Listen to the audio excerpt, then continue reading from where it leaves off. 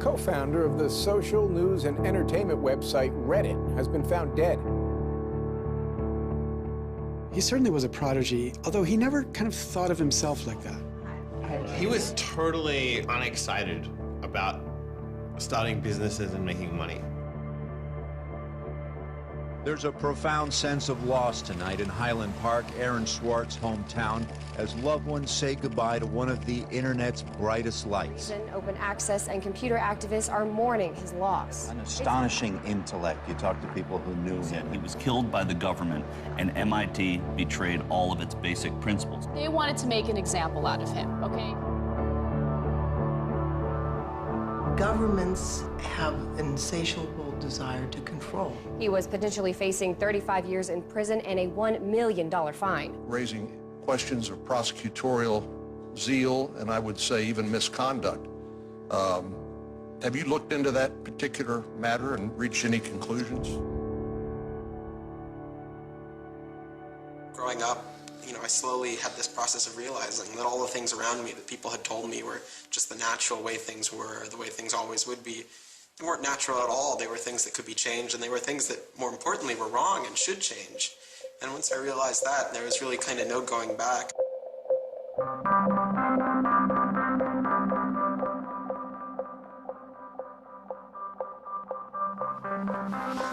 Welcome to Story Reading Time.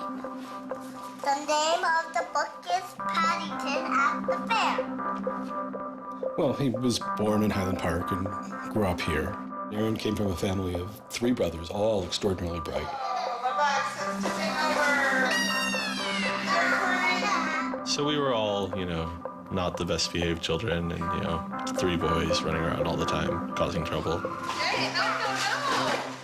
Aaron, what? But I've come to the realization Aaron learned how to learn at a very young age. 1, 2, 3, 4, 5, 6, 7, 8, 9, 10.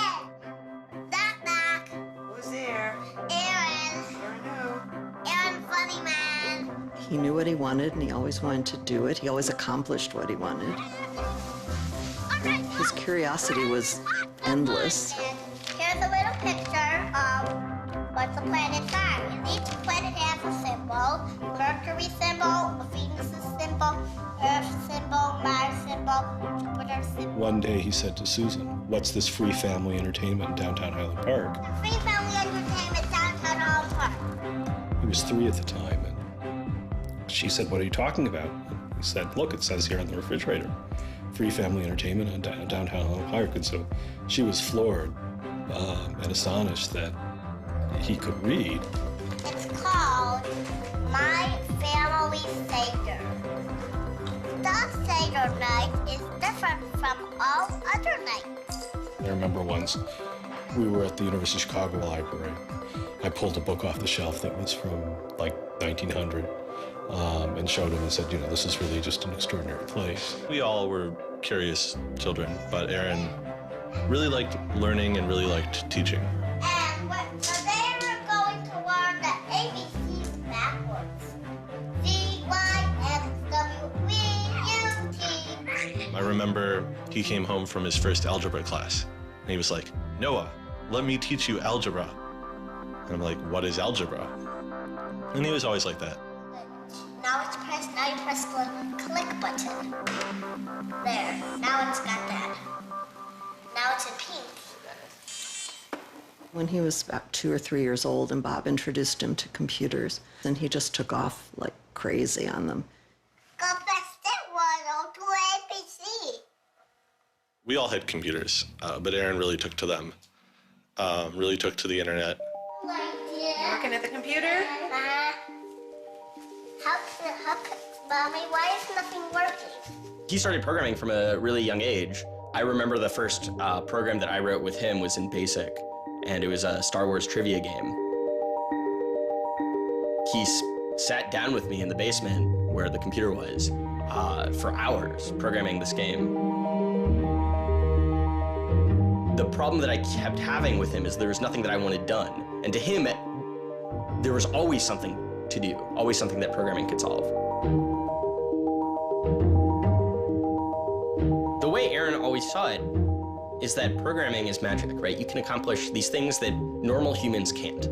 Aaron made an ATM using like a Macintosh and like a cardboard box. One year for Halloween, I didn't know what I wanted to be, and he thought it'd be really, really cool if I dressed up like his new favorite computer, which at the time was the original iMac. I mean, he hated dressing up for Halloween, but he loved convincing other people to dress up as things that he wanted to see.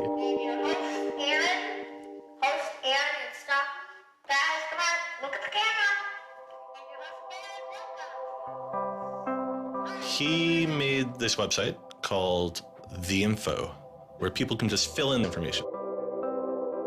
Like, I'm sure someone out there knows all about gold leafing. Why don't they write about that on this website? And then other people could come at a later point and read that information and edit the information if they thought it was bad. Not too dissimilar from Wikipedia, right? And this was before Wikipedia had begun, and this was developed by a 12-year-old in his room by himself, running on, you know, this tiny server using ancient technology. And one of the teachers responds like, "This is a terrible idea. You can't just like let anyone author the encyclopedia. The whole reason we have scholars is to write these books for us. How could you ever have such a terrible idea?" Me and my other brother would be like, "Oh, you know, yeah, Wikipedia is cool, but you know, we had that in our house like 5 years ago." Aaron's website, theinfo.org, wins a school competition hosted by the Cambridge-based web design firm Ars Digita. We all went to Cambridge for when he won the Ars Digita Prize. And, you know, we had no clue what Aaron was doing. It was obvious that the prize was really important. Aaron soon became involved with online programming communities, then in the process of shaping a new tool for the web. He comes up to me, it's like, "Ben, there's this really awesome thing that I'm working on. You need to hear about it." I'm like, "Yeah, what is it?"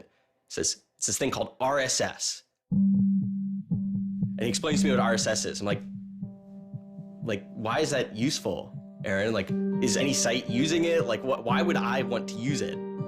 There was this mailing list for people who were working on RSS and XML more generally. And there was a person on it named Aaron Swartz who was combative but very smart and who had lots of good ideas. And he didn't ever come to the face-to-face meetings. And they said, you know, when are you going to come out to one of these face-to-face meetings? And he said, you know, I don't think my mom would let me. I'm 14, I just turned 14. And so their first reaction was, well, you know, this colleague we've been working with all year was 13 years old while we were working with him, and he's only 14 now. And their second reaction was, Christ, we really want to meet him. You know, that's extraordinary. He was part of the committee that drafted RSS. What he was doing was to help build the plumbing for modern hypertext. And the piece that he was working on, RSS, was a tool that you can use to get summaries of things that are going on in other web pages. Most commonly, you would use this for a blog. You might have 10 or 20 people's blogs you want to read. You use their RSS feeds, these summaries of what's going on those other pages, to create a unified list of all the stuff that's going on. Aaron was really young, but he understood the technology and he saw that it was imperfect and looked for ways to help make it better.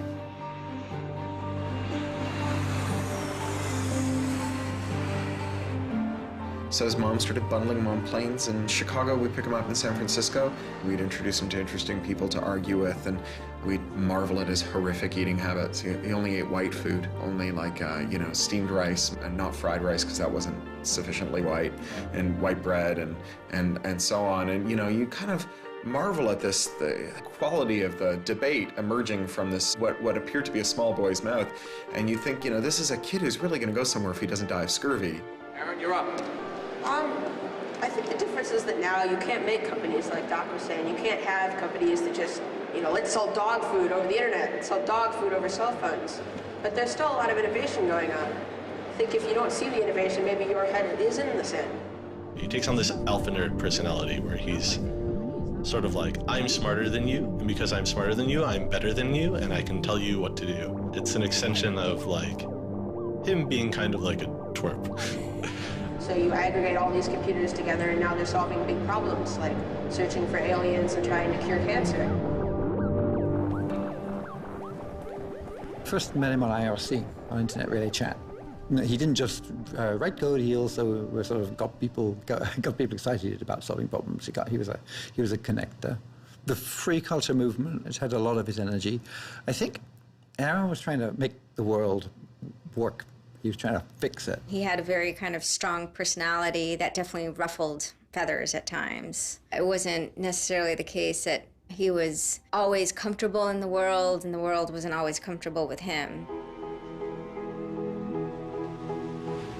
Aaron got into high school and was really just sick of school. He didn't like it. He didn't like any of the classes that were being taught. He didn't like the teachers. Aaron really knew like how to get information. He was like, I don't need to go to this teacher to learn how to do geometry. I can just read the geometry book, and I don't need to go to the teacher to learn their version of American history. Like, I have like 3 historical compilations here. Like, I could just read them, and I'm not interested in that. I'm interested in the web. I was very frustrated with school. I thought, the teachers didn't know what they were talking about, and they were very domineering and controlling, and the homework was kind of a sham, and it was just like, all the way to pin students together and force them to do busy work.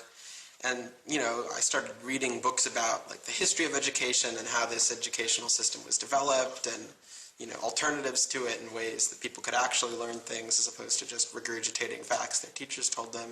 And that kind of led me down this path of questioning things. Once I questioned the school I was in, I questioned the society that built the school, I questioned the businesses that the schools were training people for, and I questioned the government that, set up this whole structure.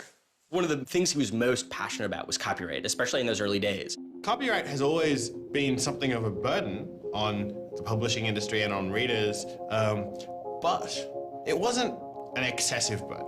It was a reasonable institution to have in place to make sure that people got paid. What Aaron's generation experienced was the collision between this antique copyright system and this amazing new thing we were trying to build, the internet and the web. These things collided, and what we got was chaos. He then met Harvard law professor Lawrence Lessig, who was then challenging copyright law in the Supreme Court. A young Aaron Swartz flew to Washington to listen to the Supreme Court hearings. I am Aaron Swartz, and I'm here to listen to see the Eldred argument. Why did you fly out here from Chicago and come all this way to see the Eldred argument? That's a more difficult question. See the Eldred. Because I don't know. It's very exciting to see the Supreme Court, especially such a prestigious case as this one.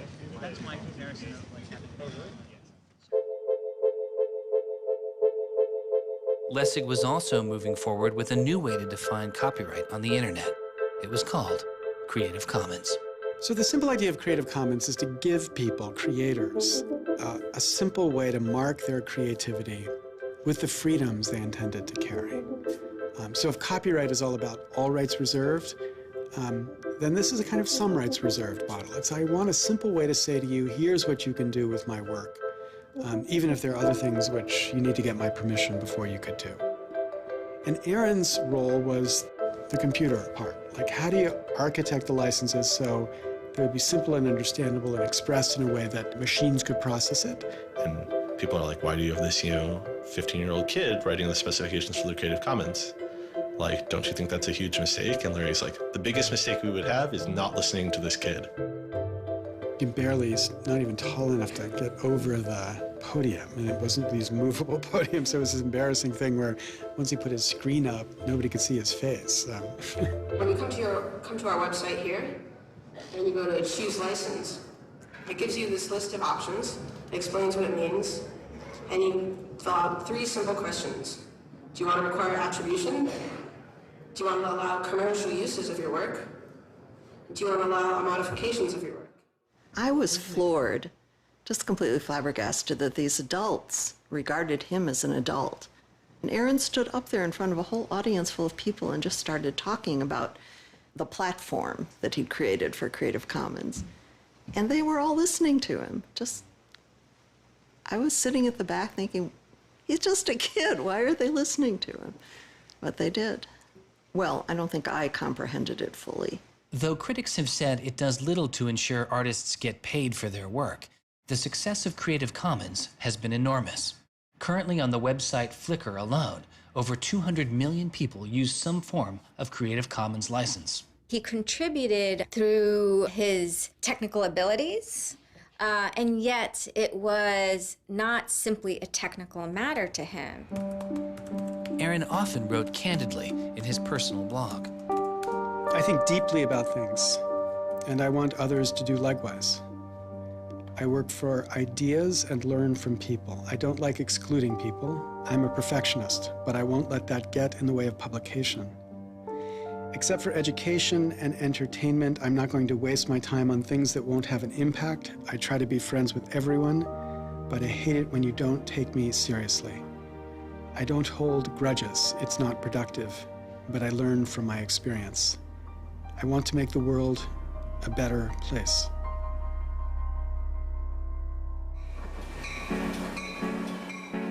In 2004, Schwartz leaves Highland Park and enrolls in Stanford University. He had had ulcerative colitis, which was very troubling, and we were concerned about him taking his medication. He got hospitalized, and he would take this cocktail of pills every day.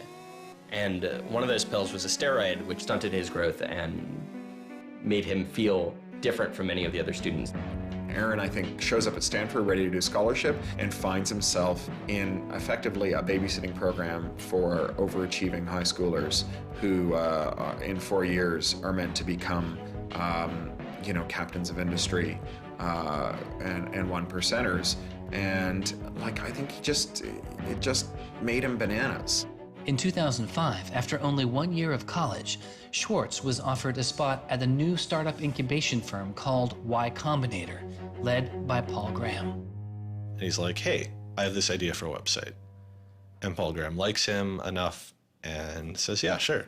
So Aaron drops out of school, moves to this apartment. So this used to be Aaron's apartment when he moved here. I have vague memories of my father telling me how difficult it was to get a lease because Aaron had no credit and he dropped out of college. Aaron lived in what's now the living room, and some of the posters are left over from when Aaron lived here. And then the library. There are more books, but a lot of them are Aaron's. Aaron's Y Combinator site was called Infogami, a tool to build websites. But Infogami struggles to find users, and Schwartz eventually merges his company with another Y Combinator project in need of help. It was a project headed by Steve Huffman and Alexis Ohanian, called Reddit. There we were, starting from almost nothing. No users, no money, no code, and growing day by day into a hugely popular website. And it showed no signs of letting up. First we had 1,000 users, then 10,000, then 20,000, and on and on. It was just incredible. Reddit becomes huge, and it's a real sort of geeky corner of the internet. There's a lot of humor, there's a lot of art, and there's just people who flock to the site and make that site the main site they go to every morning to get their news. Reddit kind of just borders on chaos at some level. So on the one hand, it's a place where people discuss news of the day, technology, politics, and issues. And yet there is a lot of kind of not safe for work material, offensive material. There's some subreddits where trolls find a welcome home. And so in that sense, Reddit has been kind of home to controversy as well. It kind of sits on that edge of chaos. Reddit catches the attention of the corporate magazine giant Condé Nast, who makes an offer to buy the company. Some large amount of money, large enough that my dad was getting bugged with questions about, like, how do I store this money? Like a lot of money. Like a lot of money. Like, probably more than $1 million, but I don't actually know. And he is how old at the time? 19, 20. So it was in this apartment. They like sat around on what predated these couches, hacking on Reddit. And when they sold Reddit, they threw a giant party and then all flew out to California the next day and left the keys with me. It was funny, you know, he just sold a startup, so we all kind of presumed he was the richest person around, but he said, oh no, I'll take this tiny little shoebox-sized room. That's all I need. Like, it was barely larger than a closet. The idea of him spending his money on fancy objects just seems so implausible. He explains it's like, I like living in apartments, so I'm not going to spend a lot of money on a new place to live. I'm not going to buy a mansion. And I like wearing jeans and a t-shirt, so I'm not going to spend any more money on clothes. So like, it's, you know, really no big deal. What is a big deal to Schwartz is how traffic flows on the internet and what commands our attention.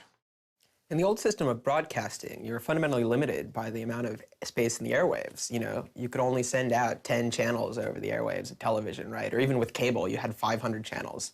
On the internet, everybody can have a channel. Everyone can get a blog or a MySpace page. Everyone has a way of expressing themselves. And so what you see now is not a question of who gets access to the airwaves. It's a question of who gets control over the ways you find people. You know, you start seeing power centralizing in sites like Google, these sort of gatekeepers that tell you where on the internet you want to go, the people who provide you your sources of news and information. So it's not, you know, only certain people have a license to speak. Now everyone has a license to speak. It's a question of who gets heard. After he started working in San Francisco at Condé Nast, he comes into the office and they want to give him a computer with all this crap installed on it and say that he can't install any new things on his computer, which to a developer is outrageous, right? From the first day, he was complaining about all this stuff. Gray walls, gray desks, gray noise. The first day I showed up here, I simply couldn't take it. By lunchtime, I had literally locked myself in a bathroom stall and started crying. I can't imagine staying sane with someone buzzing in my ear all day, let alone getting any actual work done.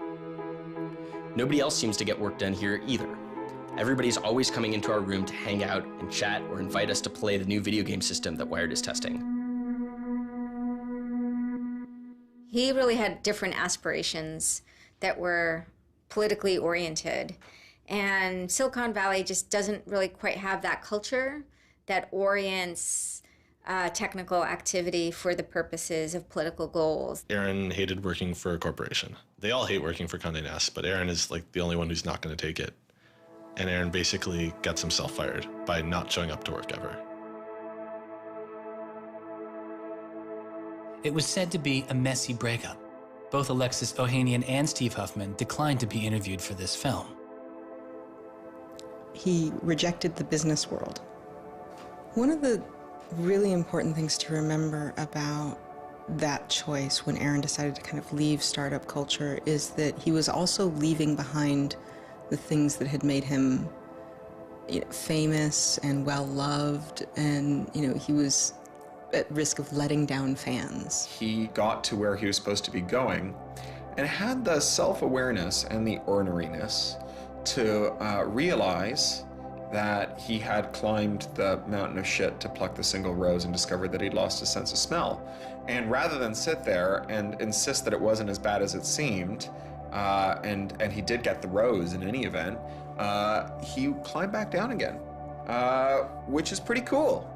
The way Aaron always saw it is that programming is magic, right? You can accomplish these things that normal humans can't by being able to program. So if you had magical powers, would you use them for good or to make you mountains of cash? Schwartz was inspired by one of the visionaries he had met as a child, the man who had invented the World Wide Web, Tim Berners-Lee. In the 1990s, Berners-Lee was arguably sitting on one of the most lucrative inventions of the 20th century. But instead of profiting from the invention of the World Wide Web, he gave it away for free. It is the only reason the World Wide Web exists today.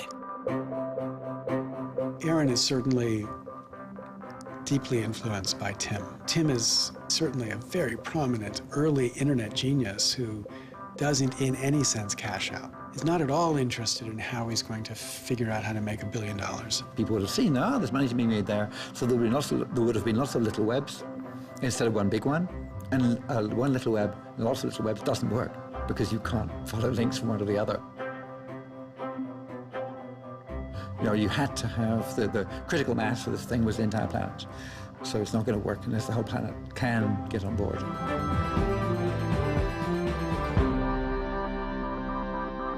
I mean, I feel very strongly that it's not enough to just live in the world as it is, to just kind of take what you're given and, follow the things that adults told you to do and that, your parents told you to do and that society tells you to do. I think you should always be questioning. I take this very scientific attitude that everything you've learned is just provisional, that, you know, it's always open to recantation or refutation or questioning. And I think the same applies to society. Once I realized that there were real serious problems, fundamental problems that I could do something to address, I didn't see a way to forget that. I didn't see a way not to. We just started spending a lot of time just kind of as friends. We would just talk for hours into the night. I definitely should have understood that he was flirting with me. I think to some degree I was like, this is a terrible idea and impossible, and therefore I will pretend it is not happening. As my marriage was breaking down and I was really stuck without anywhere to go, we became roommates and brought my daughter over. We moved in and furnished a house, and it was really peaceful. Like, my life had not been peaceful for a while, and really neither had his.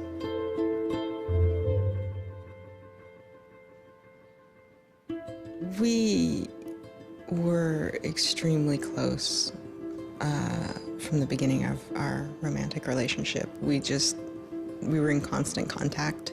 But we're both really difficult people to deal with.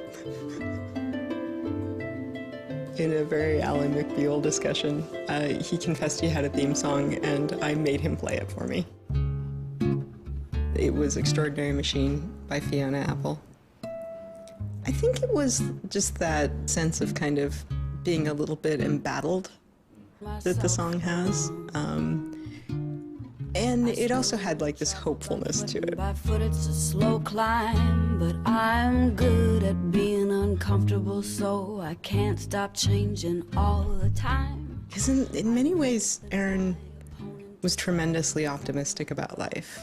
Even when he didn't feel it, he could be tremendously optimistic about life. Extraordinary machine.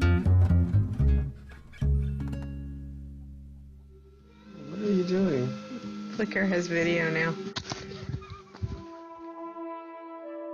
Swartz threw his energy into a string of new projects involving access to public information, including an accountability website called watchdog.net and a project called the Open Library. So the Open Library project is a website that you can visit at openlibrary.org. And the idea is to be a huge wiki, an editable website with one page per book. So for every book ever published, we want to have a web page about it that combines all the information from publishers, from booksellers, from libraries, from readers onto one site, and then gives you links where you can buy it, you can borrow it, or you can browse it. I love libraries. You know, I'm the kind of person who goes to a new city and immediately seeks out the library. So that's the dream of Open Library, is building this website where both you can leap from book to book, from person to author, from subject to idea, go through this vast tree of knowledge that's been embedded and lost in big physical libraries that's hard to find, that's not very well accessible online, is really important because books are a cultural legacy. You know, books are the place people go to write things down, and to have all that swallowed up by one corporation is kind of scary. How can you bring public access to the public domain? It may sound obvious that you'd have public access to the public domain, but in fact, it's not true. So the public domain should be free to all, but it's often locked up. There's often, guard cages. It's like having a national park, but with a moat around it and gun turrets pointed out in case somebody might want to actually come and enjoy the public domain. One of the things Aaron was particularly interested in was bringing public access to the public domain. This is one of the things that got him into so much trouble. I had been trying to get access to federal court records in the United States. What I discovered was a puzzling system called PACER, which stands for Public Access to Court Electronic Records. I started Googling, and that's when I ran across Carl Malamud. Access to legal materials in the United States is a $10 billion per year business. PACER is just this incredible abomination of government service. It's 10 cents a page. It's this most brain-dead code you've ever seen. You can't search it. You can't bookmark anything. You got to have a credit card. And these are public records. It's U.S. district courts are very important. It's where a lot of our seminal litigation starts, civil rights cases, patent cases, all sorts of stuff. And journalists and students and citizens and lawyers all need access to PACER, and it fights them every step of the way. People without means can't see the law as readily as people that have that gold American Express card. It's a poll tax on access to justice. The law is the operating system of our democracy, and you have to pay to see it. That's not much of a democracy. They make about $120 million a year on the PACER system, and it doesn't cost anything near that, according to their own records. In fact, it's illegal. The E-Government Act of 2002 states that the courts may charge only to the extent necessary in order to reimburse the costs of running PACER.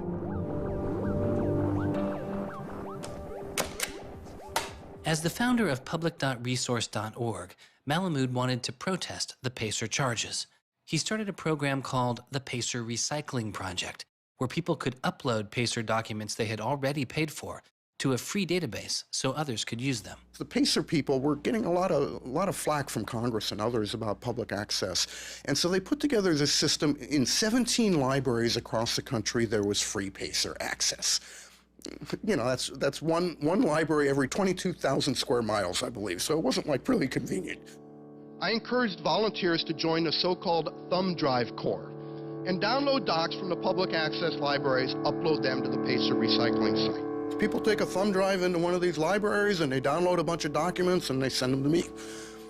And nothing, it was just a joke. In fact, when you clicked on Thumb Drive Core, there was a Wizard of Oz, the Munchkins singing, so a little video clip came up. We represent the lollipop, yeah.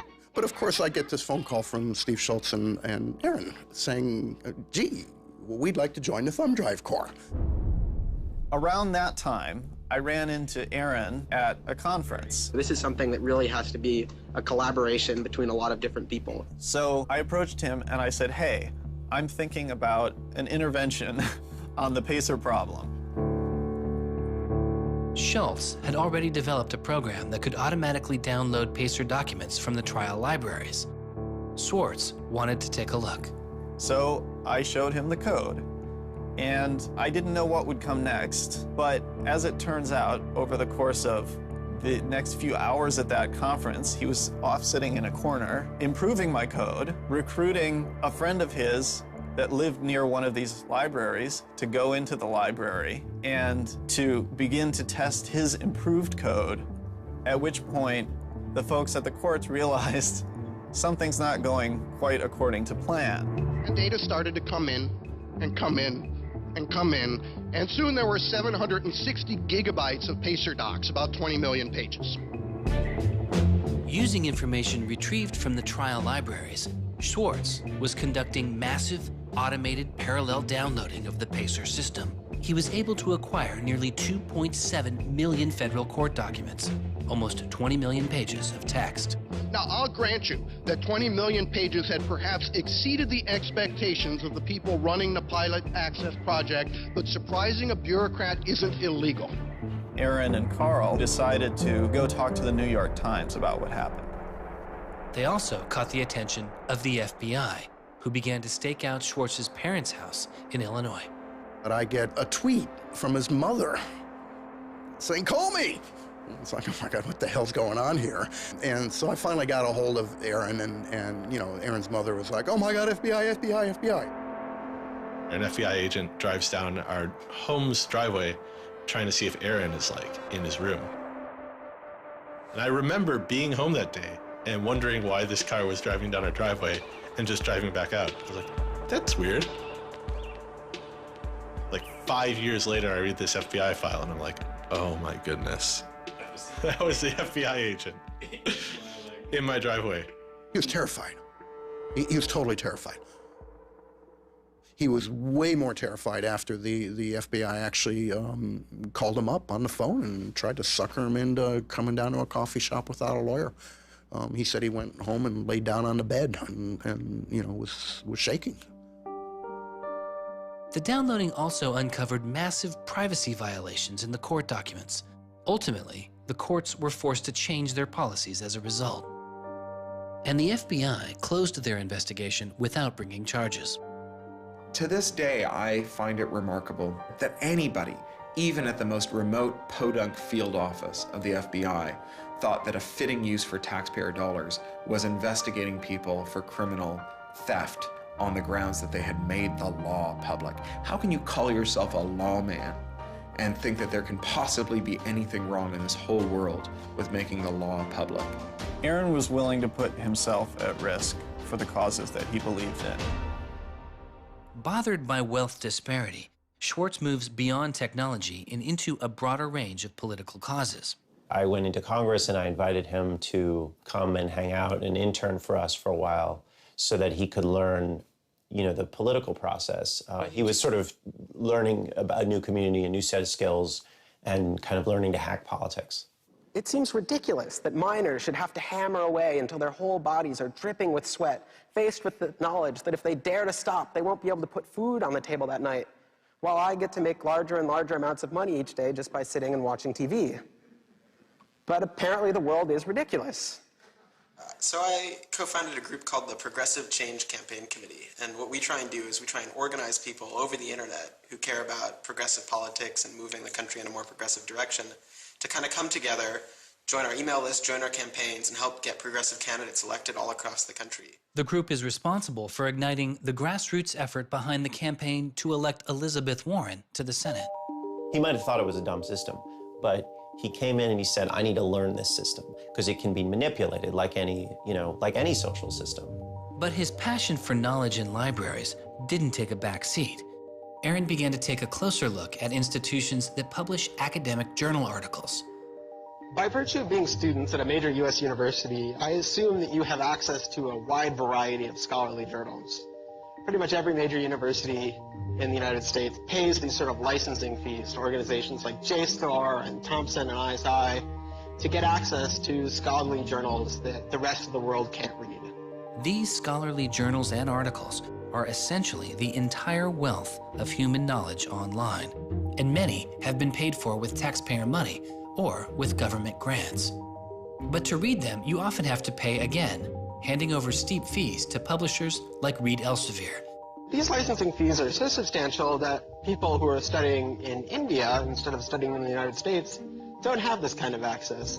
They're locked out from all of these journals. They're locked out from our entire scientific legacy. I mean, a lot of these journal articles, they go back to the Enlightenment. Every time someone has written down a scientific paper, it's been scanned and digitized and put in these collections. That is a legacy that has been brought to us by the history of people doing interesting work, the history of scientists. It's a legacy that should belong to us as a commons, as a people, but instead it's been locked up and put online by a handful of for-profit corporations who then try and get the maximum profit they can out of it. So a researcher paid by the university or the people publishes a paper, and in the very, very last step of that process, after all the work is done, after all the original research is done, the thinking, the lab work, the analysis, after everything is done at that last stage, then the researcher has to hand over his or her copyright to this multi-billion-dollar company. And it's sick. It's an entire economy built on volunteer labor. And then the publishers sit at the very top and scrape off the cream. Talk about a scam. One publisher in Britain made a profit of $3 billion last year. I mean, what a racket. JSTOR is just a very, very small player in that story, but for some reason, JSTOR is the player that Aaron decided to confront.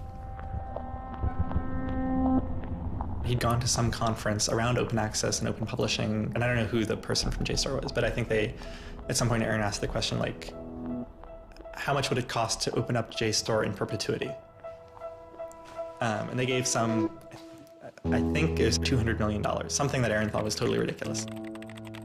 Working on a fellowship at Harvard, he knew users on MIT's famously open and fast network Nextdoor had authorized access to the riches of JSTOR. Schwartz saw an opportunity. You have a key to those gates. And with a little bit of shell script magic, you can get those journal articles. On September 24th, 2010, Schwartz registered a newly purchased Acer laptop on the MIT network under the name Gary Host. The client name was registered as Ghost Laptop. He doesn't hack JSTOR in the traditional sense of hacking. The JSTOR database was organized, so it was completely trivial to figure out how you could download all the articles in JSTOR because it was basically numbered. It was basically, / number article 444,024, then 25, then 26. He wrote a Python script called keepgrabbing.py, which was like keep grabbing one article after another. The next day, Ghost Laptop begins grabbing articles, but soon, the computer's IP address is blocked. For Schwartz, it's barely a bump in the road. He quickly reassigns his computer's IP address and keeps downloading. Well, JSTOR and MIT take a number of steps to try to interfere with this when they notice that this is happening. And when the more modest steps don't work, then at a certain stage, JSTOR just cuts off MIT from having access to the JSTOR database. So there's this kind of cat and mouse game around getting access to the JSTOR database. Aaron ultimately, obviously, is the cat because he has more technical capability than the JSTOR database people do in defending them. And eventually, there was an unlocked supply closet in the basement of one of the buildings. And he went, instead of going through Wi-Fi, he went down there and he just plugged his computer directly into the network and just left it there with an external hard drive downloading these articles to the computer. Unknown to Schwartz, his laptop and hard drive had been found by authorities. They didn't stop the downloads. Instead, they installed a surveillance camera. They found the computer in this room in the basement of an MIT building. They could have unplugged it. They could have waited for the guy to come back and said, dude, what are you doing? You know, cut it out. Who are you? And they could have done all that kind of stuff, but they didn't. What they wanted to do was film it to gather evidence to make a case. That's the only reason you film something like that.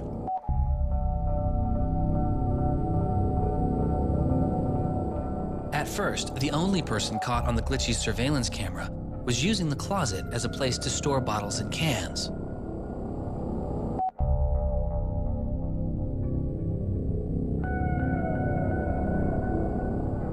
But days later, it caught Schwartz.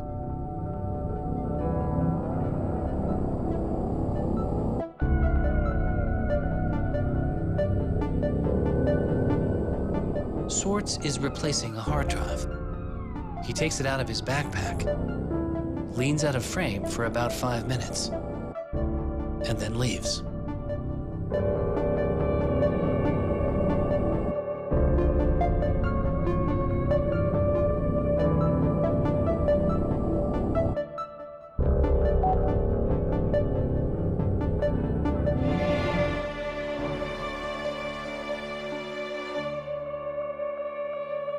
And then they organized a stakeout where as he was biking home from MIT, these cops came out from either side of the road or something like that and started going after him.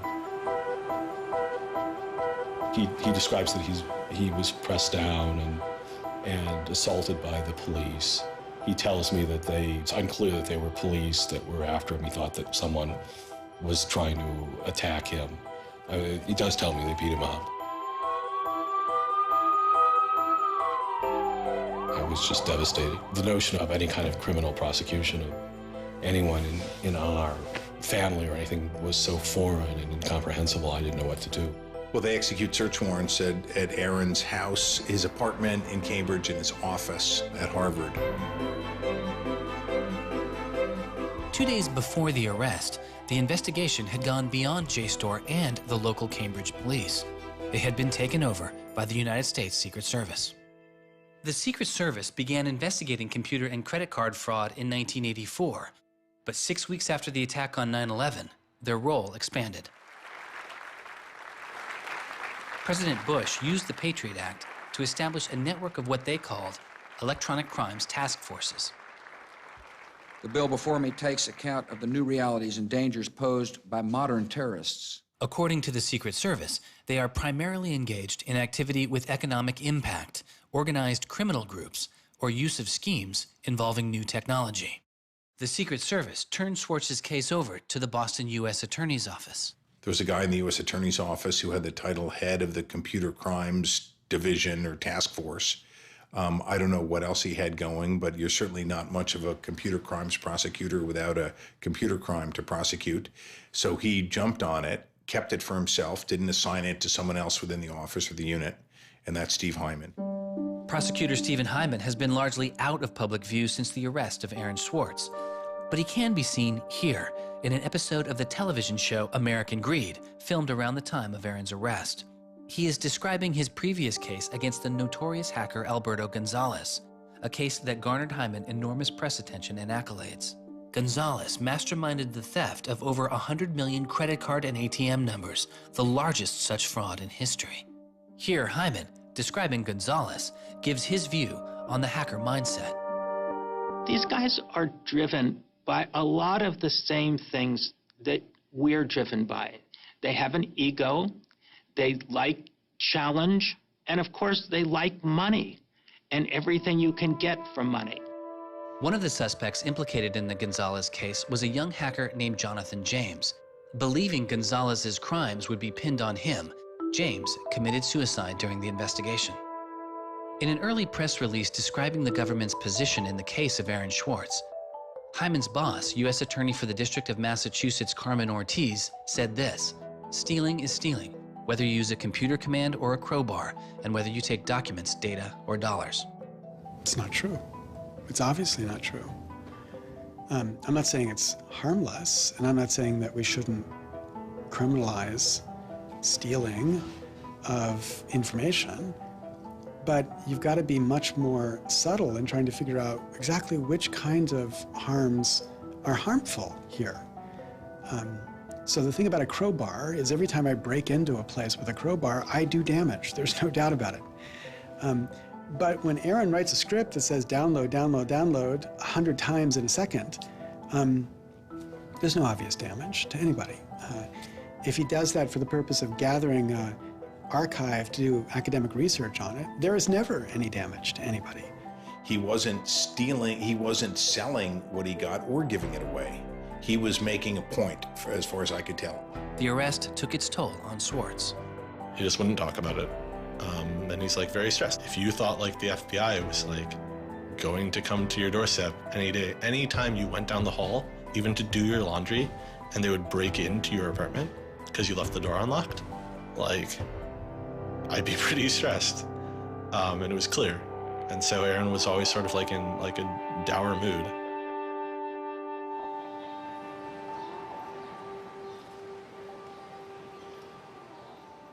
He wouldn't give off any sensitive information about his whereabouts during this time because he was so afraid that the FBI would be waiting for him. It was a time of unprecedented social and political activism. Time magazine would later name as their 2011 Person of the Year, the protester. There was a kind of hotbed of hacker activity going on. WikiLeaks had released a trove of diplomatic cables. Manning had been under arrest at the time. It was unknown whether he was the source of the leak. Anonymous, which is a kind of protest ensemble that has a lot of hackers in its ranks, were going on various sprees of sorts. If you compare that to what he did, his stuff should have been left behind for MIT and JSTOR to deal with in a kind of private, professional manner. It should have never gotten the attention of the criminal system. It just didn't belong there.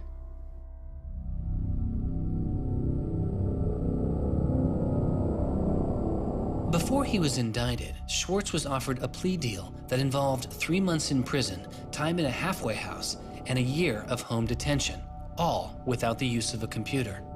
It was on the condition that Swartz plead guilty to a felony. Here we are. We have no discovery, no evidence whatsoever about what the government's case is, and we have to make this immense decision where the lawyer is pushing you to do this, the government is giving you a non-negotiable demand, and you're told that your likelihood of prevailing is small, so whether you're guilty or not, you're better off taking the deal. Boston has its own computer crimes division with lots of lawyers, probably more lawyers than they need. So, you know, you can imagine all sorts of cases where it would be really hard to prosecute because you've got some criminals in Russia or you've got some people inside of a corporation that are going to have $500 lawyers or $700 an hour lawyers sitting down against you. And then you've got this case with this kid, which is pretty easy to prove that he did something, and he's already marked himself as a troublemaker with the FBI, so why not go as tough as you can in here against that guy? It's good for you, the prosecutor. It's good for the Republic because you're fighting all those terrorist types. I was so scared.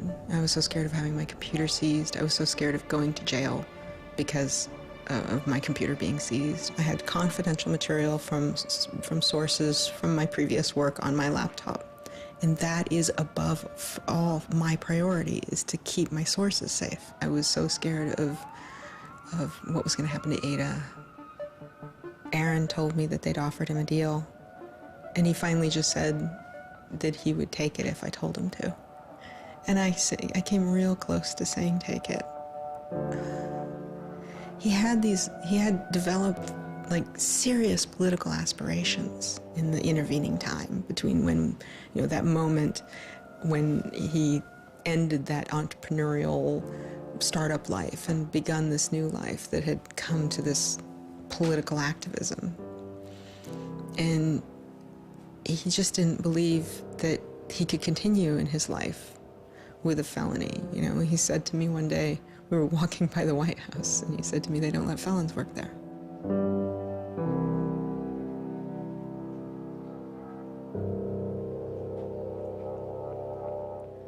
And he really wanted that to be his life. He hadn't killed anybody. He hadn't hurt anybody. He hadn't stolen money. He hadn't done anything that seemed felony worthy, right? And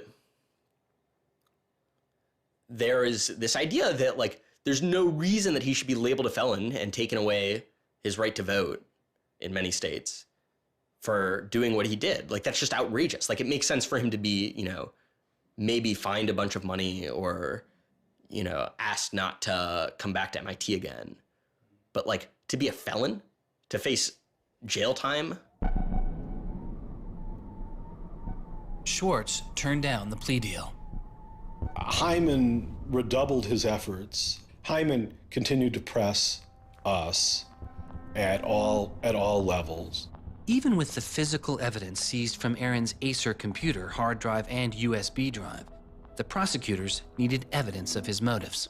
Why was Aaron Schwartz downloading articles from JSTOR, and just what did he plan to do with them? The government claims that he was planning to publish these. We don't really know whether that was his real intention, because Aaron also had a history of doing projects where he'd analyze giant data sets of articles in order to learn interesting things about them. The best evidence for that was that when he was at Stanford, he also downloaded the whole Westlaw legal database. In a project with Stanford law students, Schwartz had downloaded the Westlaw legal database. He uncovered troubling connections between funders of legal research and favorable results.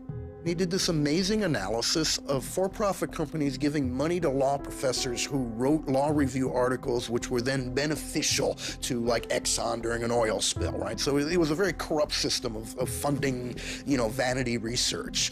Schwartz had never released the Westlaw documents. In theory, he could have been doing the same thing about the JSTOR database. That would have been completely okay. If he were, on the other hand, intending to create a competitive service to JSTOR, we're going to set up our own, access to the Harvard Law Review and charge, money for it, then, okay, now it seems like criminal violation because you're commercially trying to exploit this material, but it's kind of crazy to imagine that's what he was doing. So, but then there's the middle case. Well, what if he was just trying to liberate it for all of the developing world? But depending on what he was doing, it creates a very different character to how the law should be thinking about it. The government was prosecuting him as if this was like a commercial criminal violation, like stealing a whole bunch of credit card records. It was that kind of crime. I don't know what he was going to do with that database, but I heard from a friend of his that Aaron had told him he was going to analyze the data for evidence of corporate funding of climate change research that led to biased results. And I totally believe that. I was just told that Steve wanted to talk to me. And I thought, maybe this is a way I could get out of this. Just just exit the situation. And I didn't want to live in fear of having my computer seized.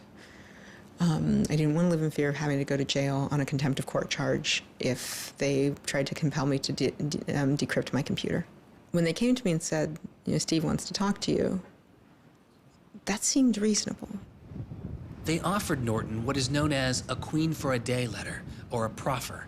It allowed prosecutors to ask questions about Aaron's case. Norton would be given immunity from prosecution herself for any information she revealed during the meeting. I didn't like it. I told my lawyers repeatedly that this seemed fishy. I didn't like this. I didn't want immunity. I didn't need immunity. I hadn't done anything. But they were really, really stringent that they did not want me meeting the prosecutor without immunity. But just to be clear, this is a Queen for a Day deal, a proffer. Right, a proffer letter. In which you basically handed information over to them in exchange for protection from prosecution. So it wasn't handing information over. It was, at least that's not how I saw it. It was just having a discussion, having an interview with them. Well, they're asking you questions. They're asking me questions. They can ask about whatever they want. Right. And whatever they learn, I really, right, and I repeatedly tried to go in naked. I repeatedly tried to turn down the proffer letter. I was ill. I was being pressured by my lawyers. I was confused. I was not doing well by this point. I was depressed and I was scared and I didn't understand the situation I was in. I had no idea why I was in this situation. I hadn't done anything interesting, much less wrong. We went out of our minds. Aaron was clearly very distraught about it. We were very distraught about it. Aaron's attorneys were very distraught about it. We tried to get Quinn to change attorneys. I was very unused to being in a room with large men, well-armed, that are continually telling me I'm lying and that I must have done something. I told them that this thing that they were prosecuting wasn't a crime. I told them that they were on the wrong side of history. I used that phrase. I said, you're on the wrong side of history. And they looked bored. They didn't even look angry. They just looked bored. And it began to occur to me that we weren't having the same conversation. I mean, I told them plenty of things about, why people would download journal articles, and eventually, I don't remember what was around it. I mentioned that he'd done this blog post, the Guerrilla Open Access Manifesto. This is the Guerrilla Open Access Manifesto, supposedly written in July 2008 in Italy. Information is power. But like all power, there are those who want to keep it for themselves. The world's entire scientific and cultural heritage, published over centuries in books and journals, is increasingly being digitized and locked up by a handful of private corporations. Meanwhile, those who have been locked out are not standing idly by. You've been sneaking through holes and climbing over fences, liberating the information locked up by the publishers and sharing them with your friends. But all this action goes on in the dark, hidden underground. It's called stealing or piracy, as if sharing a wealth of knowledge were the moral equivalent of plundering a ship and murdering its crew. But sharing isn't immoral, it's a moral imperative. Only those blinded by greed would refuse to let a friend make a copy. There's no justice in following unjust laws. It's time to come into the light and, in the grand tradition of civil disobedience, declare our opposition to this private theft of public culture. The manifesto itself was allegedly written by 4 different people and also edited by Norton. But it was Schwartz who had signed his name to it. When it's over, I go immediately to Aaron and tell him everything I can remember about it. And he gets very angry. The things that I'd done shouldn't have added up that way. I hadn't done anything wrong, and everything had gone wrong. But I was never...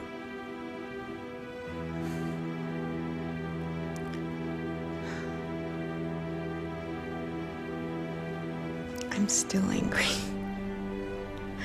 I'm still angry that you can try your best with these people to do the right thing, and they will turn everything against you, and they will hurt you with anything they can. And in that moment, I regret that I said what I did. But my much larger regret is that we have settled for this, that we are okay with this. That we are okay with a justice system that tries to game people into little traps so they can ruin their lives. So yeah, I wish I hadn't said that, but I am much, much angrier that this is where I am. That this is what we as a people think is okay. They used every method that I think they could think of to get her to provide information which would be unhelpful to Aaron and helpful to the prosecution of Aaron. Right. But you know, I don't think she had information that was helpful to the government. Months go by as Schwartz's friends and family await a looming indictment. In the meantime, Schwartz was becoming a go-to expert on a series of internet issues. To you then, do you think that the internet is something that should be considered a human right and something that the government cannot take away from you? Yes, definitely. I mean, this notion that national security is an excuse to shut down the internet, that's exactly what we heard in Egypt and Syria and all these other countries. And so, yeah, it's true. Sites like WikiLeaks are going to be putting up some embarrassing material about what the U.S. government does, and people are going to be organizing to protest about it and try and change their government. You know, and that's a good thing. That's what all these First Amendment rights of free expression, of freedom of association are all about. And so the notion that we should try and shut those down, I think, just goes against very basic American principles. The principle, I think, is one that our founding fathers would have understood. If the internet had been around back then, instead of putting post offices in the Constitution, they would have put ISPs. Well, it's definitely interesting to see how... Schwartz meets activist Taryn Steinbrickner Kaufman, and the two begin to date. We need a massive global public outcry. If there's no massive global public outcry, it won't create any change. You know, 4 people in this city should cause a massive global public outcry. You know, we need a petition signer. Without telling her specifics, he warned her he was involved in something he called simply the bad thing.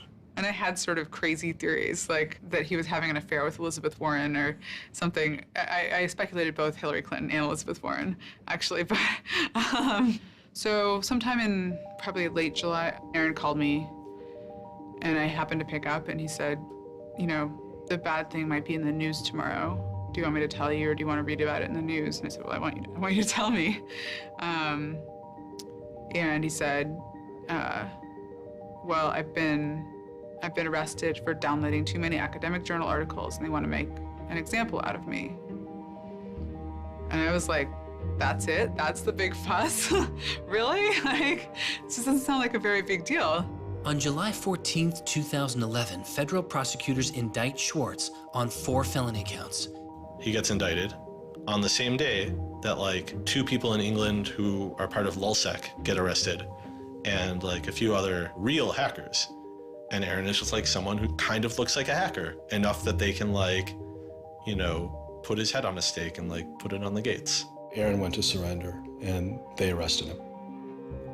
They then strip searched him, took away his shoelaces, took away his belt, and left him in solitary confinement. The District of Massachusetts United States Attorney's Office released a statement saying Schwartz faces up to 35 years in prison, to be followed by 3 years of supervised release, restitution, forfeiture, and a fine of up to $1 million. He is released on $100,000 bail. The same day, the primary victim in the case, JSTOR, formally drops all charges against Schwartz and declines to pursue the case. JSTOR, they weren't our friends, they weren't helpful or friendly to us, but they also were just kind of like, we're not part of this. JSTOR and their parent company, Ithaca, also sidestepped requests to talk with this film. But at the time, they released a statement saying it was the government's decision whether to prosecute, not JSTOR's. And so it's our belief that with that, the case will be over. That we should be able to get Steve Hyman to drop the case or settle it in some rational way. And the government refused. Why? Well, because I think they wanted to make an example out of Aaron. And they said they wanted to, the reason why they wouldn't move on requiring a felony conviction and jail time was that they wanted to use this case as a case of for deterrence. They told us that. They told you that? Yes. This was going to be an example? Yes. He was going to be an example? Yes. Steve Hyman said that.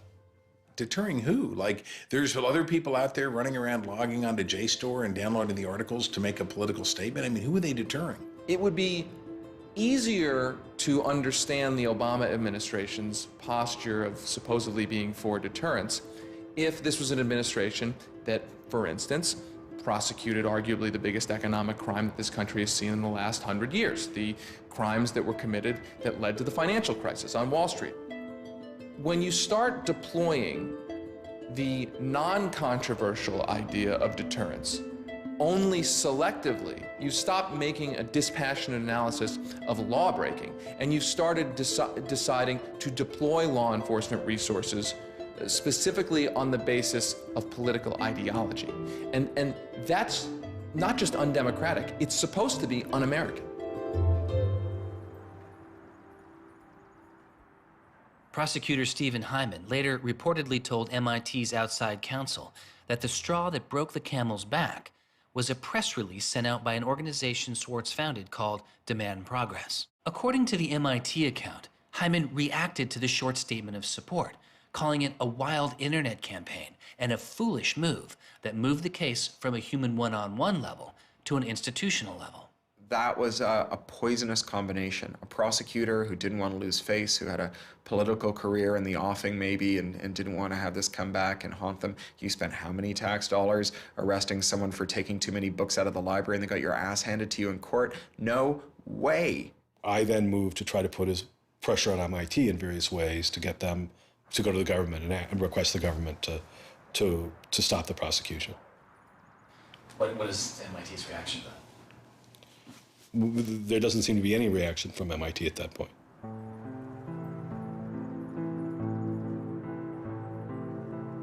MIT doesn't defend Aaron, which to people inside of the MIT community seems outrageous because MIT is a place that encourages hacking in the biggest sense of the word. At MIT, the idea of going and running around on roofs and tunnels that you weren't allowed to be in was not only a rite of passage, it was part of the MIT tour.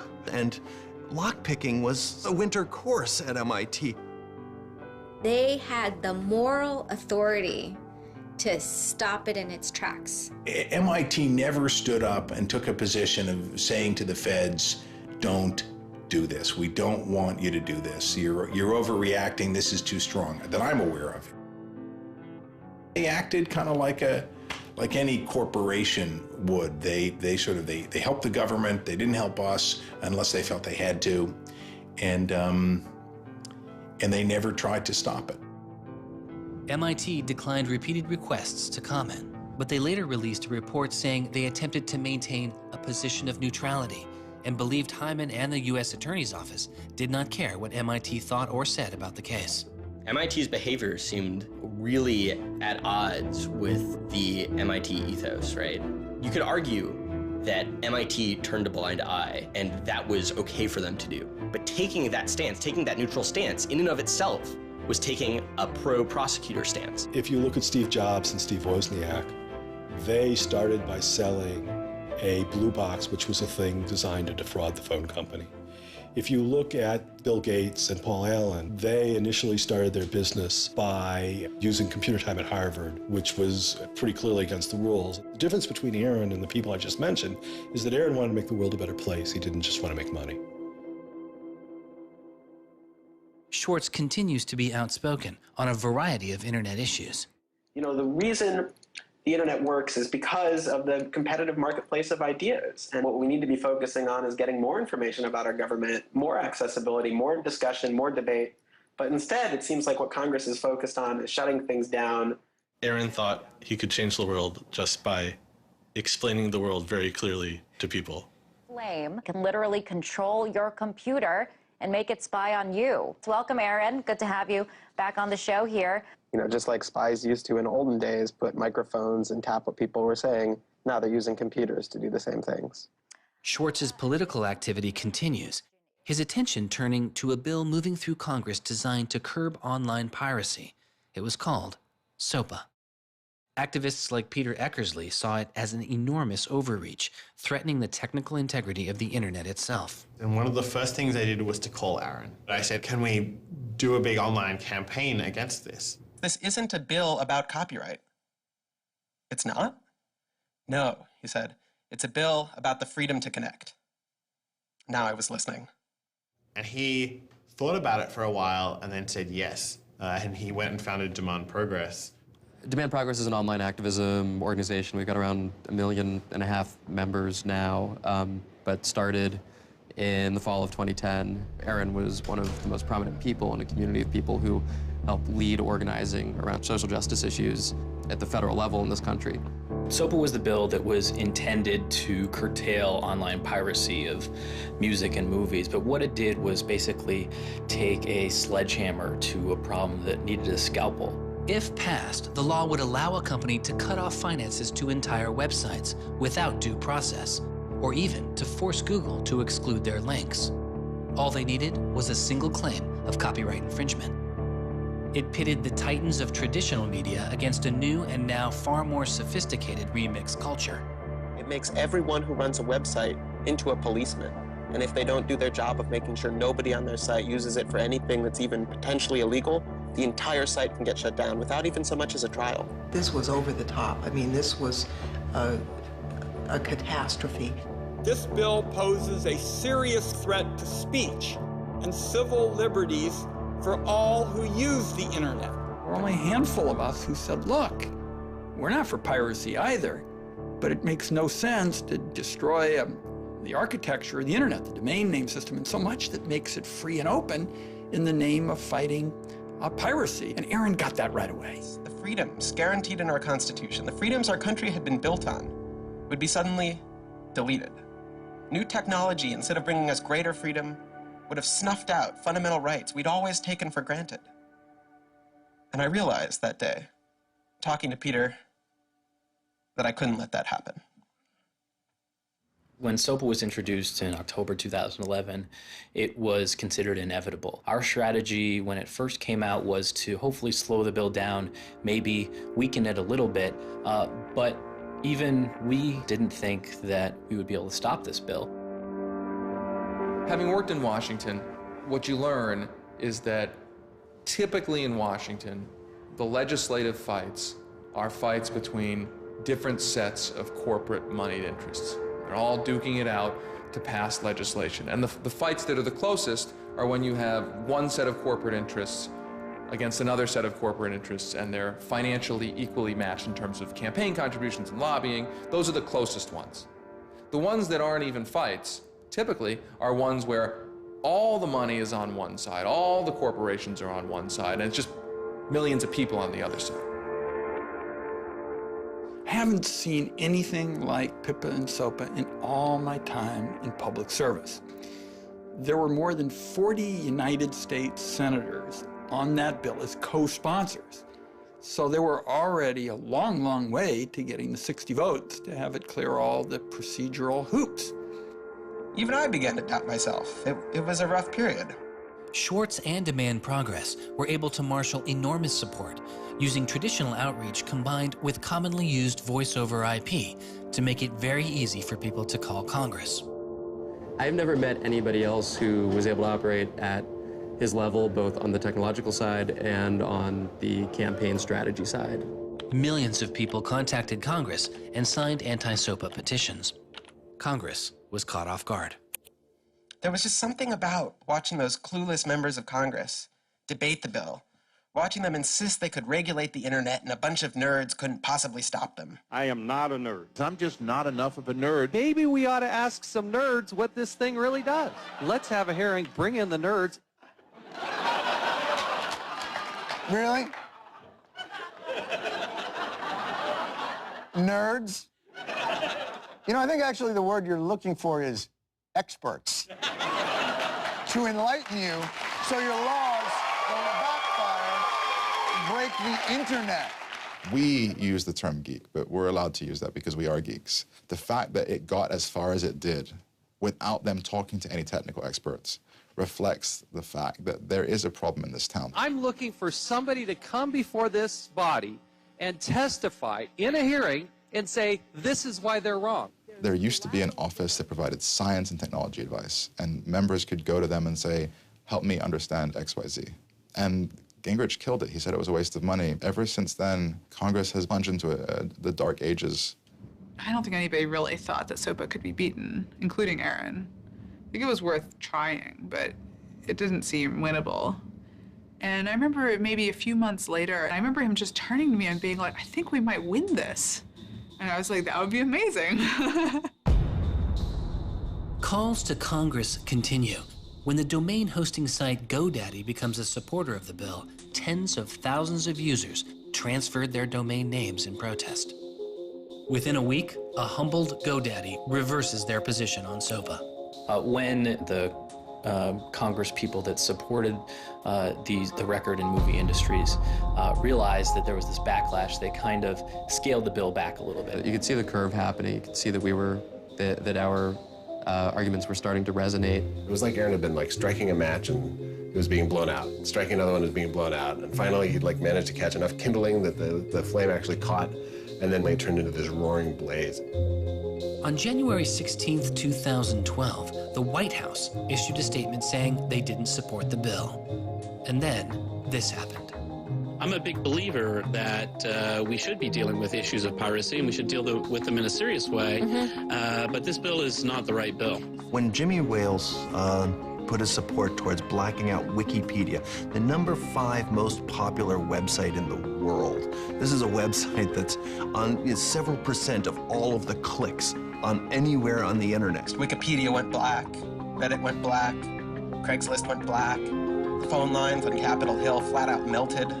Members of Congress started rushing to issue statements retracting their support for the bill that they were promoting just a couple days ago. Within 24 hours, the number of opponents of SOPA in Congress went from this to this. To see congressmen and senators slowly flip sides throughout the day of the blackout was pretty unbelievable. There was like a 100 representative swing.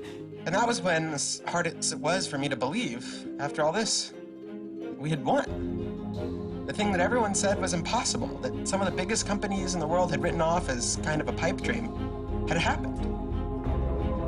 We did it. We won. This is a historic week in internet politics, maybe American politics. The thing that we heard from people in Washington, D.C., from staffers on Capitol Hill was they received more emails and more phone calls on SOPA blackout day than they'd ever received about anything. I think that was an extremely exciting moment. This was the moment when the internet had grown up politically. It was exhilarating because it's hard to believe it actually happened. It's hard to believe a bill with so much financial power behind it didn't simply sail through the Congress. And not only did it not sail through, it didn't pass at all. It's easy sometimes to feel like you're powerless, like when you come out in the streets and you march and you yell and nobody hears you. But I'm here to tell you today, you are powerful. So yeah, maybe sometimes you feel like you're not being listened to, but I'm here to tell you that you are. You are being listened to. You are making a difference. You can stop this bill if you don't stop fighting. Stop PIPA. Stop SOPA. Some of the biggest internet companies, to put it frankly, would benefit from a world in which their little competitors could get censored. We can't let that happen. For him, it was more important to be sure that you made a small change than to play a small part in a big change. But SOPA was like playing a major part in a major change. And so for him, it was kind of this proof of concept, like, okay, what I want to do with my life is change the world. I think about it in this really scientific way of like, I'm measuring my impact. And this shows that it's possible, right? That the thing that I want to do with my life is possible. I have proved that I can do it, that I, Aaron Swartz, can change the world. For a guy who never really thought he had done much, which was Aaron, it was one of the few moments where you could really see that he felt like he had done something good. Feeling like here is his maybe one and only victory lap. Everyone said there was no way we could stop SOPA. We stopped it. This is 3 outrageously good victories, and the year isn't even over yet. I mean, if there's a time to be positive, it's now. You know, he wins at SOPA a year after he's arrested It's not unambiguously happy moments. There's a lot going on. He's so attuned towards participating in the political process, you can't stop him. The list of organizations Swartz founded or co-founded is enormous. And years before Edward Snowden would expose widespread internet surveillance, Swartz was already concerned. It is shocking to think that the accountability is so lax that they don't even have sort of basic statistics about how big the spying program is. And if the answer is, oh, we're spying on so many people we can't possibly even count them, then that's an awful lot of people, right? It would be one thing if they said, look, you know, we know the number of telephones we're spying on, we don't know exactly how many real people that corresponds to, but they just came back and said, we can't give you a number at all. That's pretty, I mean, it's scary is what it is. Well, that's scary. You know, they put incredible pressure on him, took away his, you know, all of the money he had made. They, you know, threatened to take away his physical freedom. Why'd they do it, you know? I mean, well, why are they going after whistleblowers, you know? Why are they going after people who tell the, you know, who tell the truth about all sorts of things? I mean, from the banks to the, you know, to war, to just sort of government transparency. So secrecy serves those who are already in power. And we are living in an era of secrecy that coincides with an era where the government is doing also a lot of things that are probably illegal and unconstitutional. So those two things are not coincidences. It's very clear that this technology has been developed not for small countries overseas, but right here for use in the United States by the U.S. government. The problem with the spying program is it's this sort of long, slow expansion, you know, going back to the Nixon administration, right? Obviously, it became big after 9/11 under George W. Bush, and Obama has continued to expand it, and the problems have slowly grown worse and worse. But there's never been this moment you can point to say, okay, we need to galvanize opposition today because today is when it matters. Instead, it's mattered for. The prosecution, in my estimation, of Aaron Swartz was about sending a particular laser-like message to a group of people that the Obama administration sees as politically threatening. And that is essentially the hacker, the information, and the democracy activist community. And the message that the Obama administration wanted to send to that particular community was, in my estimation, we know you have the ability to make trouble for the establishment. And so we are going to try to make an example out of Aaron Swartz to scare as many of you as possible into not making that trouble. And the government said, oh, the legal opinions we're using to legalize the spying program are also classified. So we can't even tell you which laws we're using to spy on you. You know, every time they can say, oh, this is another instance of cyber war, the cyber criminals are attacking us again, we're all in danger, we're all under threat. They use those as excuses to push through more and more dangerous laws. And so just to follow that up, like personally, how do you feel the fight is going, I guess? It's up to you. I know, but we gotta like, you know. You know, there's sort of these two polarizing perspectives, right? Everything is great. The internet has created all this freedom and liberty and everything's going to be fantastic. Or everything is terrible. The internet has created all these tools for cracking down and spying and, you know, controlling what we say. And I think both are true, right? The internet has done both. And both are kind of amazing and astonishing. And which one will win out in the long run is up to us. It doesn't make sense to say, oh, one is doing better than the other. You know, they're both true. And it's up to us which ones we emphasize and which ones we take advantage of, because they're both there and they're both always going to be there.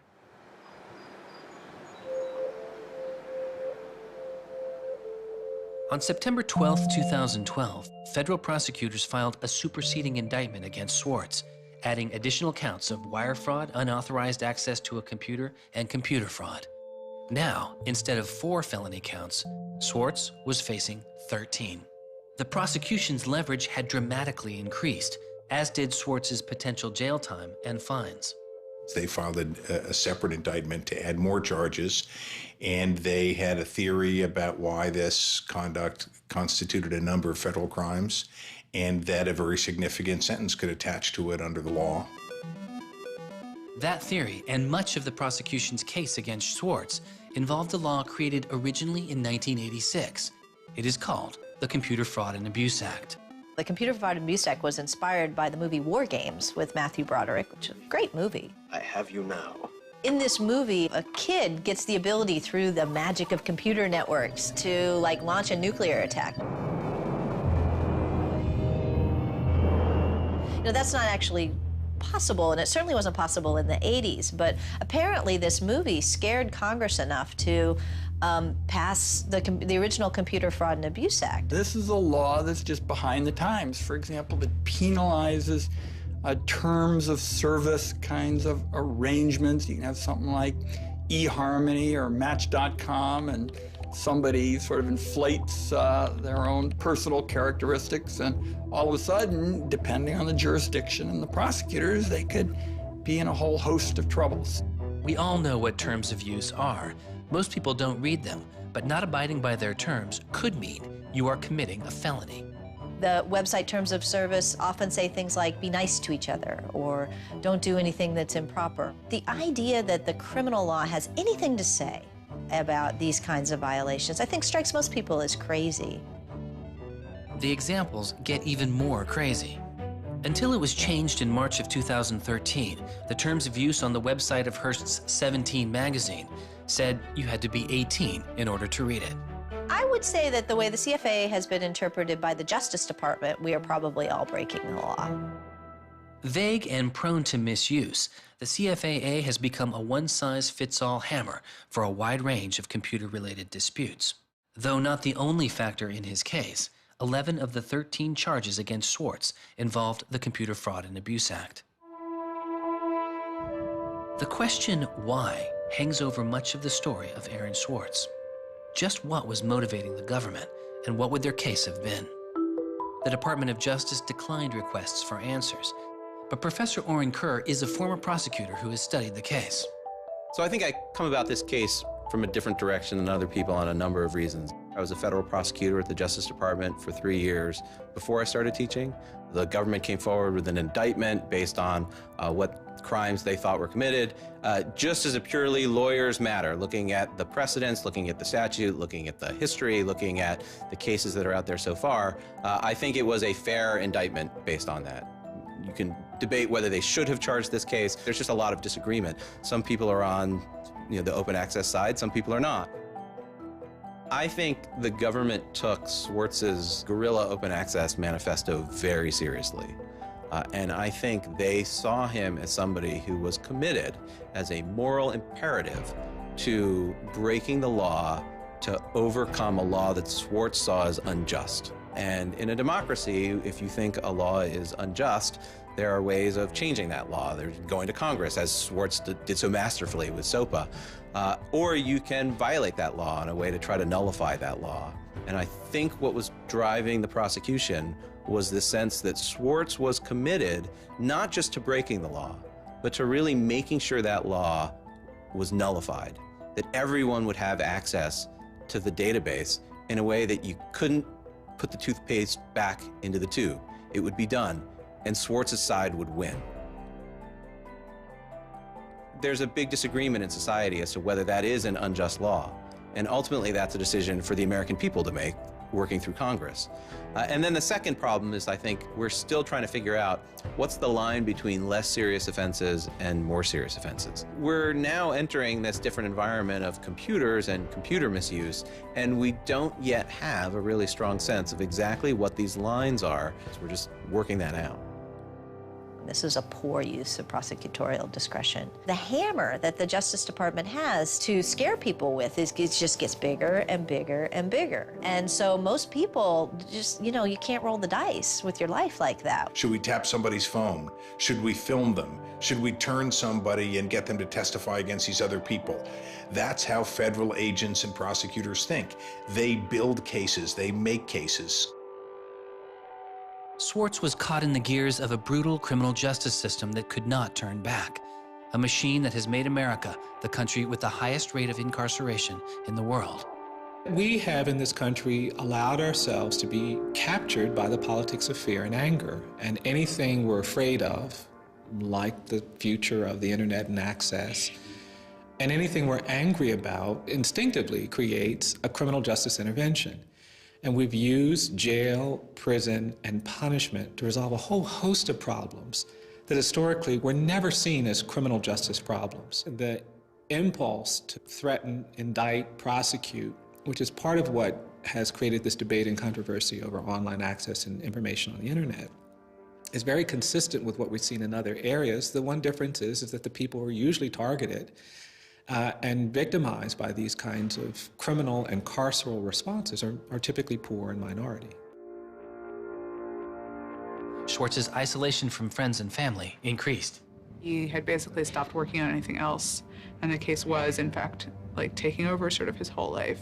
One of Aaron's lawyers apparently told the prosecutors that he was emotionally vulnerable and that was something that they really needed to keep in mind so that they knew that. It was weighing on him very heavily. He did not like having his actions and his movements restricted in any way. And the threat of jail, which they pounded him with a lot, was terrifying to him. Completely exhausted his financial resources, and it cost us a lot of money also, and he raised a substantial amount of money. So it was, it was in the millions of dollars. The legal defense Yes, was in millions. yes. Yeah, I think he didn't want to be a burden to people. I think that was a factor. Like, I have my normal life, and then I have this shitty thing I have to deal with. And I try to, like, keep the two of them as separate as possible. But they were just beginning to blur together, and everything was becoming shitty. Schwartz faced a tough choice that was only getting tougher. Do you admit guilt and move on with your life, or do you fight a broken system? With his legal case, the answer was simple. He rejects the final plea deal, and a trial date is set. Aaron was resolute that he didn't want to knuckle under and accept something that he didn't believe was fair, but I also think he was scared.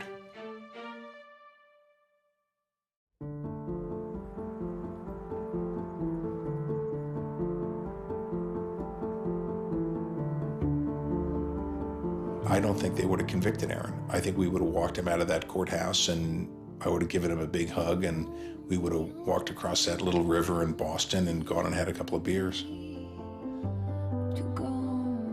I really thought that we were right. I thought that we were going to win the case. I thought that we could win the case.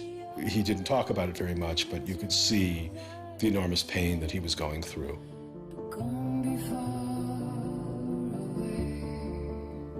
No time in his childhood did Aaron have any severe mood swings or like depressive episodes or anything that I would ascribe to severe depression. And it's possible, he was depressed. People get depressed.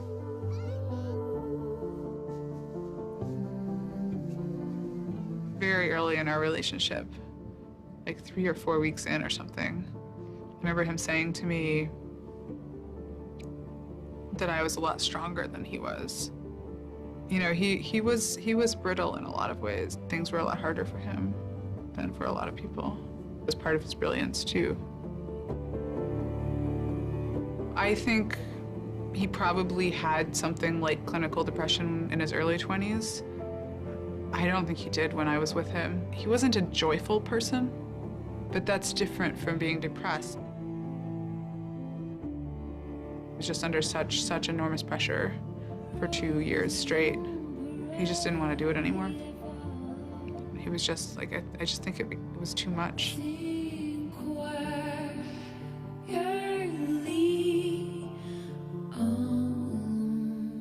I got a phone call late at night. I could tell something was wrong, and then I called and I realized what had happened. A co-founder of the social news and entertainment website Reddit has been found dead. Police say 26-year-old Aaron Schwartz killed himself yesterday in his Brooklyn apartment. I just thought, we've lost one of the most creative minds of our generation. It was like the whole world fell apart at that moment.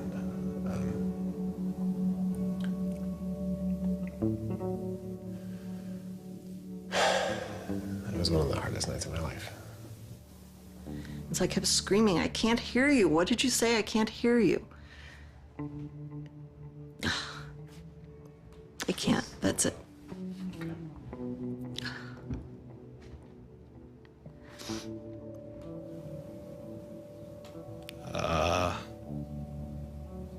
Yeah, none of it made any sense. And really still doesn't. I was so frustrated, angry.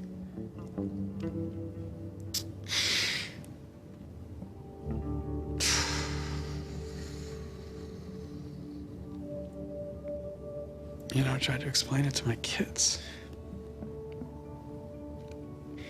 My 3-year-old told me that the doctors would fix him.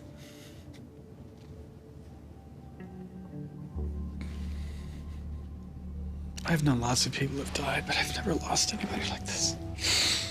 Because everybody feels, and I do too, there's so much we could have more to do. Like, I just didn't know he was there. I didn't know this is what he was suffering, and he was part of me. And I just wanted it to not be real. And then I just looked at his Wikipedia page and I saw the end date.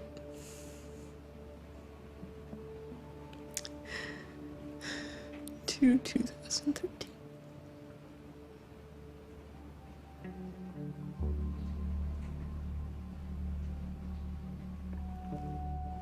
Aaron is dead.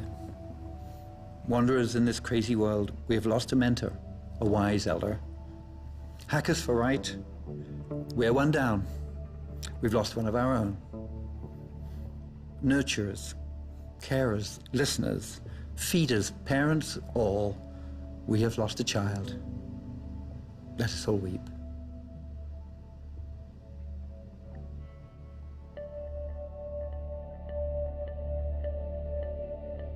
my first thought was, well, what if nobody even notices? You know, because it wasn't clear to me how salient he was. I had never seen anything quite like the outpouring I saw. The net just lit up. I mean, everyone was trying to explain it in their own way, but I've never seen people grieve on Twitter before. People were visibly grieving online. He was the internet's own boy, and the old world killed him. We are standing in the middle of a time when great injustice is not touched. The architects of the financial meltdown have dinner with the president regularly. In the middle of that time, the idea that this was what the government had to prosecute just seems absurd if it weren't tragic. The question is, can we do something, given what's happened, to make the world a better place? And how can we further that legacy? That's the only question one can ask.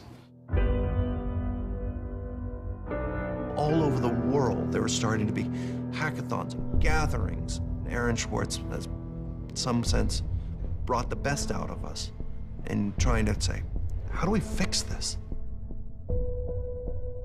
He was, in my humble opinion, one of the true extraordinary revolutionaries that this country has produced. I don't know whether Aaron was defeated or victorious, but we are certainly shaped by the hand of the things that he wrestled with. When we turn armed agents of the law on citizens trying to increase access to knowledge, we've broken the rule of law, we've desecrated the temple of justice. Aaron Swartz was not a criminal.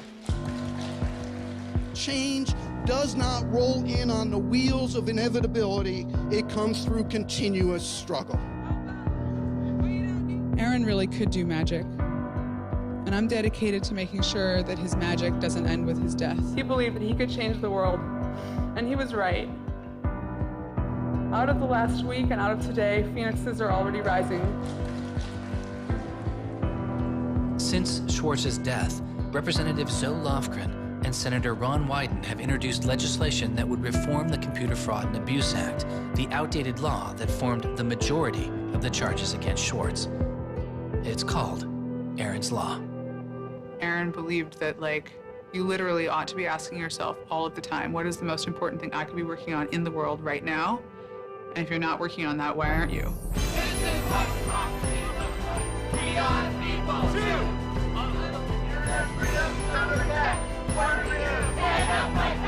Internet freedom is under attack.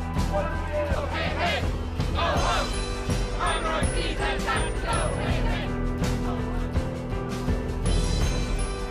I wish we could change the past, but we cannot, but we can change the future, and we must. We must do so for Aaron. We must do so for ourselves. We must do so to make our world a better place, a more humane place, a place where justice works and access to knowledge becomes a human right. So there was a kid back in February from Baltimore, 14 years old, who had access to JSTOR. And he'd been spelunking through JSTOR after reading something. And he figured out a way to do early tests for pancreatic cancer. And pancreatic cancer kills the shit out of you because we detect it way too late. By the time we detect it, it's already too late to do anything about it. He sent emails off to the entire oncology department at Johns Hopkins, you know, hundreds of them. And every 14-year-old kid, yeah, and most of them ignored it, right? But one of them sent him an email back and said, "This is not an entirely stupid idea. Why don't you come on over?" And this kid worked evenings and weekends with this researcher. And in February, I heard him on the news, just a couple of weeks after Aaron died, when Aaron was in the news a lot. Sorry. And he said the reason he was on the news is because they'd done it. They were shipping an early test for pancreatic cancer that was going to save lives. And he said, this is why what Aaron did was so important. Because you never know, right? This truth of the universe is not only something that policymakers use to figure out, you know, what the speed limit should be.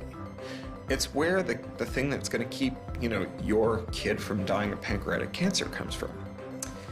And without access, the person who might come up with the thing that's got your number on it may never find that answer. He slept so well, he didn't fall out of bed once, not even when he dreamed he was back on the space quest. Very good, Aaron. Very good. Yay, Aaron. Okay. Now it's song time.